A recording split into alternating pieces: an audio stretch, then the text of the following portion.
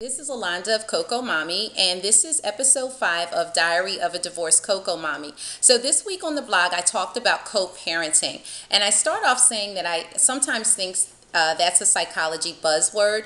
And granted, everything is different for everyone. So I have to point that out.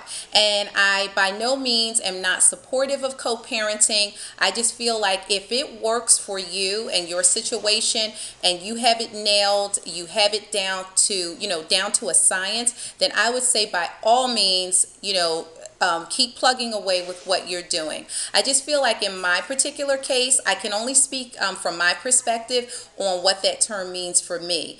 And I have just come to the resolve that I need to basically just parent essentially based on what I know as far as my kids are concerned, what I feel are their needs, what I feel is necessary for them moving forward. So with that said, I pointed out 4 things that I think as a single mom I have come to realize. One is being consistent. I think as a single mom, we sometimes give in way too easily when it comes to our kids, because we are sometimes so bogged down with just, being tired from our day, having a lot, of decisions to make, that we sometimes give in way too easily. So I think if nothing else, we need to really, really be consistent and stick to whatever we've communicated with our kids and try not to deviate. I mean, I know it's hard. I know it's difficult because of some of our schedules and some of the things that we're dealing with on a daily basis. But if at all possible, try to be consistent.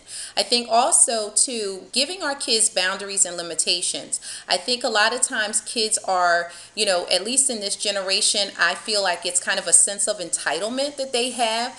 But I am really quick to iron out with my kids the value of things, the responsibility of things, and also the monetary value of what it is they're asking for. Because I think a lot of times kids, for some reason, they think that there is a tree and we can just go out there, pull money down, and whatever it is you want, here it is. So I think setting boundaries and limitations is also critical for me as a single mom.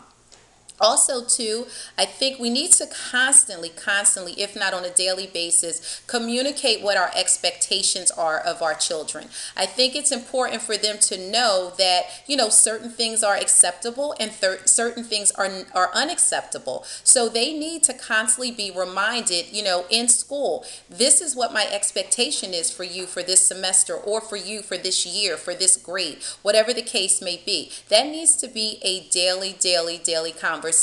Because again, we get so bogged down in our day-to-day that we forget to give them constant reminders, praising them for when they're doing well, kind of pulling them aside when there's some things that they need to work on. So always have that, try to have that daily conversation on expectations is important. And then lastly, I talked about, planning activities for family time.